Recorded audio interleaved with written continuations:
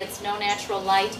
I've forgotten to water it occasionally. I water it, and every once in a while it'll drop a yellow leaf, but other than that, it just sits there almost like it's an artificial plant. Pardon me? It depends. They don't grow a lot, which is another thing that we'll get into in a second. We do get specimens of these that are about this tall. They grow very, very slowly, and generally as they mature, they do take the leaves off the trunk, so it'll be like something like this. It'll be nowhere near that thick. Generally they're about 1 inch in diameter, maybe 1.25 inches in diameter. But they just, like I say, tough as nails. This particular Dracaena does not need a lot of water, obviously. I've proven that. Let's see here. And then, of course, Chinese evergreens. I only brought one. But this is a plant that they are hybridizing like crazy. In the past, there were basically 2 varieties. One with a dark leaf with silver marks, and another one with a light leaf with darker marks. They would get kind of stretched out over time. A lot of plants in low light will get stretched because they're just trying to find light any way they can. That's just their natural way to do things. But they have been breeding these and interbreeding them, and they have come with more compact sizes, as well as some that are taller. There's every variation you can imagine of foliage. Some of them are dark with real light stripes. Some of them actually have cream-colored stems, and it is just a very diverse group. There's probably dozens of them at this point. Just, like I say, just always trying to find something new and different. How long could that plant stay in that size pot? Okay, we'll just talk a little bit about the care of low-light plants, because that is one of the factors. Some plants have real fibrous root systems. Some have, root systems that are different than that. Low-light plants, number one, they don't grow a lot usually. They're not a plant that's going to put on lots of new growth. Consequently, they don't need as much moisture, they don't need as much food, and they can stay in their pots longer. Some plants like palms, you rarely have to repot, actually. I mean, they can stay in their same grow pot for years, literally for years. You'll know that it's time to repot them when the pot is really, really full, especially on something like this. When you have to water the plant more frequently, it tends to dry out more quickly.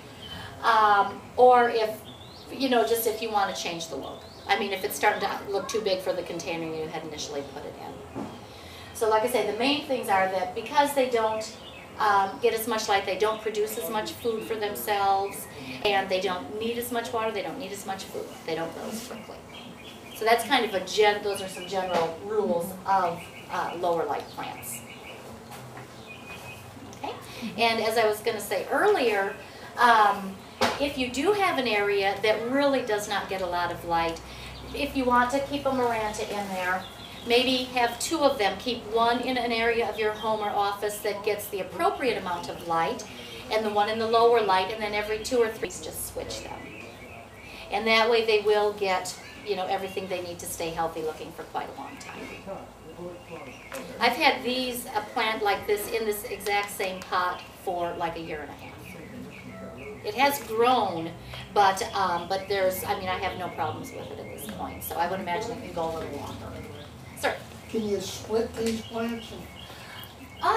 You can. Sansevierias, of course, can be separated really easily. And if you ever do that, you'll see there are so few roots on one of these. It's really pretty amazing. It takes a very long time for them to get really, really root well. So these you could. Most of the time, I don't recommend that just because the roots that are there are growing together, and anytime you're pulling things apart, you are going to damage them.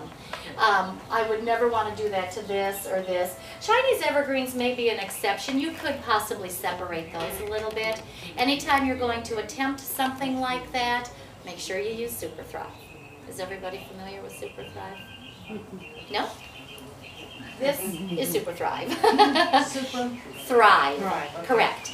If you have plants inside or outside, you have to have this. I would never try to have plants without this product. I actually buy a big bottle of it. It's basically plant hormones and vitamins. And anytime a plant is stressed for whatever reason, This is the thing of everything available that will help that plant get out of that stress. If the plant has been staying too wet for some reason, spray it on the foliage of the plants, because plants real efficiently absorb nutrients and things through the foliage. So this, anytime you're going to do any transplanting, anytime you're going to do any separating, inside or out, like I say, I highly recommend mixing some of this. And you use basically a capful in a gallon of water. That's it. So, very, very important stuff to have. All right. We're going to move on to plants that can take a little bit brighter light at this point. This, as I had said, was a Dracaena. This is actually another kind of Dracaena. This is a Warnecki, Dracaena warnecki. There are several different varieties of this. Some of them have kind of medium green with just some cream-colored stripes in them. The Dracaena family, well, most of them grow up and they will have canes, kind of like this yucca here. I'm sure you're familiar with corn plants. And Dracaena marginata, some people I think call it a dragon tree or something like that. But they are very, very versatile and have very many different looks, from real wide leaves to real narrow leaves. Some of the more brightly colored ones do require more light than something like this Janet Craig compacta here.